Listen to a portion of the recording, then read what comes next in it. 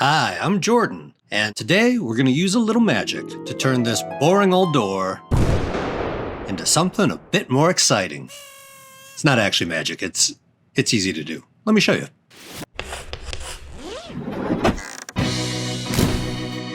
Over the last year or two, I've been renovating my basement, and I made these closet doors, and I put that little design flourish on there with this idea. And everyone was real happy with them, so we decided to do the same to the door leading into the laundry room part of the basement. And it's a random pattern that I spent hours just staring at and putting on with painter's tape. You could sketch it out first, you could do it on a computer, but I just sat there and put tape on until it was the way I liked it.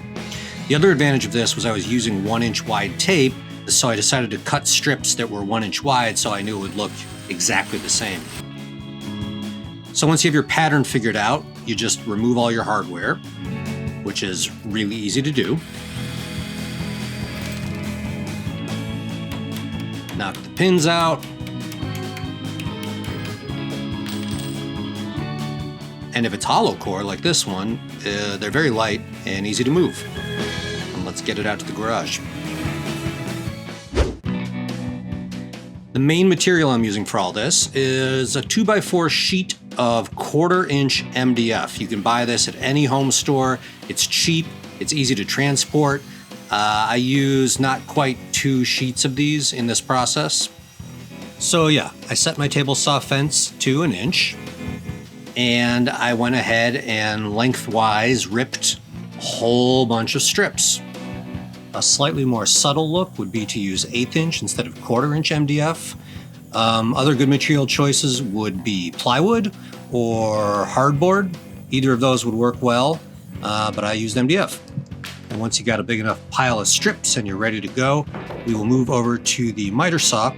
And if you're freehanding it, you don't need this, but if you want to transfer angles from your table to the miter saw, you can use a regular angle finder or something fancier like this Starrett miter protractor, which is awesome because it tells you both the angle for a single cut or a miter cut, which speeds things up a lot.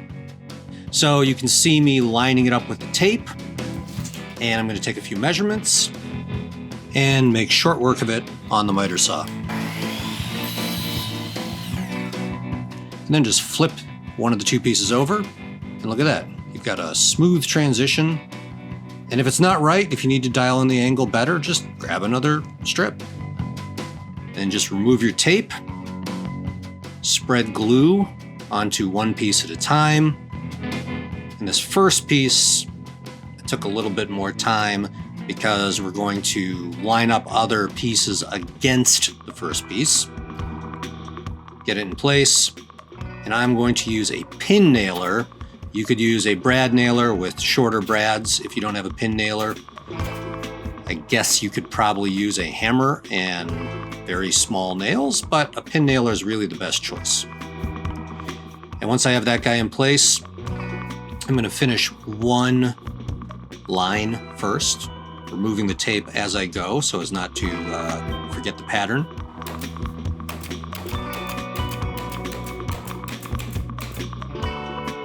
And once you have that, on the next pieces, I took a few cutoffs from some strips, and I'm going to use those as spacers.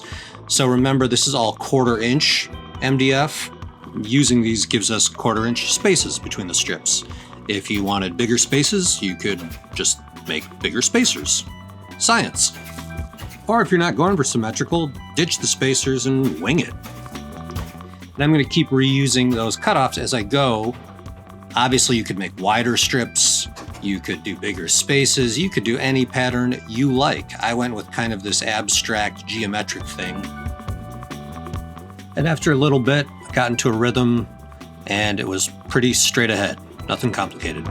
So in order to save myself some time and not have to measure quite as accurately with the miter saw, I let any strip that goes to the edge go over long on purpose, and then I came back with a flush trim saw and cleaned all those up, which is really easy to do. Now we're going to smooth things out a bit with some joint compound, and oh, did I mention I did the other side as well? Because I have nothing better to do with my time. So you take your joint compound and put it in any cracks, and it makes them less of a crack. Make sure that you clean it up so that it doesn't harden in between. And then any scratches in the door now is a good time to put a little of that over it as well. And once that dries, I'm just using some 150 grit, and I'm just giving everything a gentle sand to prepare it for paint. And I have found a good way to do large objects like this is take a pair of eye screws and drill some holes in the top of the door, which you'll never see anyway. And then go ahead and hand tighten those eye screws and finish them up with a screwdriver. Huh, it's the same sound it makes when I put on my leather pants.